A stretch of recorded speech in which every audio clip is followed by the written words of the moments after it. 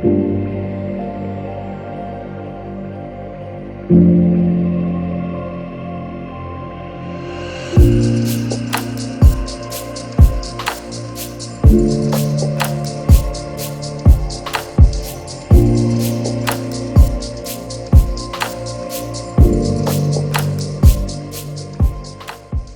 est le studio Haricot, Marie-Pierre Caron et moi, Tristan Morissette, en consortium avec Vincent Ouellette et Rose-Marie Guévin.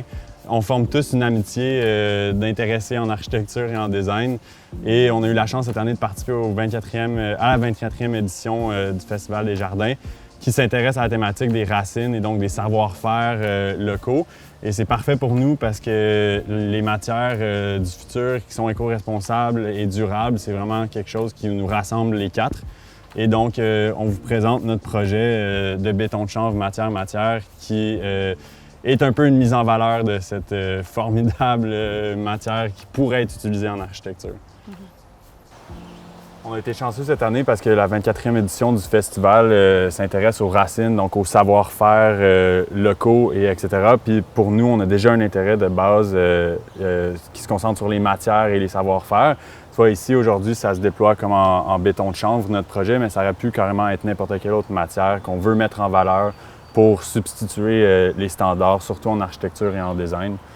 Puis on s'est beaucoup intéressé aussi justement aux artisans. On a fait affaire avec une compagnie du chanvre qui ont été franchement merveilleux. Puis ils nous ont donné l'opportunité de piocher à la gang de quatre notre projet, puis vraiment se mettre la main à la pâte. Et donc, pour nous, ça a été d'apprendre aussi ces savoir-faire-là et non juste les commander. Mm-hmm. Puis en ce qui est du concept de notre projet, en fait, on voulait justement faire les liens entre la végétation, le sol et la construction spatiale. Donc, pour ça, on a vraiment fait des choix précis par rapport aux textures, aux tons, pour vraiment offrir une expérience sensible qui s'harmonise aussi justement avec plusieurs sensations, donc visuelles, le toucher, les odeurs. Puis en fait, on a beaucoup de courbes dans nos projets. C'est aussi à cause de l'intérêt envers la lumière et la sensibilité aussi de justement un peu frôler nos mains en fait dans la direction des murs. Puis vraiment essayer de composer avec le site qu'on avait, puis que ça soit un tout organique et fluide aussi. Oui, bien, c'est ça, comme Marie-Pierre a dit, je pense que dans l'intérêt de mettre en valeur cette matière-là, on aimerait justement que les gens puissent s'y apposer les mains, se frotter, se sentir, vraiment découvrir cette matière qui est peu connue malheureusement et qu'on aimerait ça, je pense, à la gang de quatre, promouvoir son utilisation.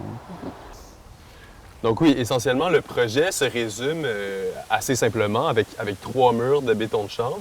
Puis, ce qu'on voulait faire, c'est vraiment que le paillis qu'on met par terre devient les murs. Puis on a l'impression que les 3 murs, très simples, malgré le fait que ça nous a pris beaucoup d'efforts et de sueur pour les monter, au final, ils ont l'air d'être le fruit du site. Exactement, comme Vincent l'a dit aussi, la simplicité, c'est vraiment ce qu'on prônait, qu'un geste simple va être plus fort. Puis c'est vraiment la relation de tout le projet matière-matière, c'est le ton sur ton, c'est les couleurs sur couleurs. Puis comment que le chanvre va vieillir. On les a fait il y a quelques jours, puis ils étaient blancs. Maintenant, ils ont déjà commencé à jaunir. Puis le site aussi va vieillir avec tout ça. Et les graminées, éventuellement, vont maturer et s'accorder à s'agencer vraiment à ces couleurs-là. Puis on espère qu'il va devenir un grand ensemble qui est vraiment logique.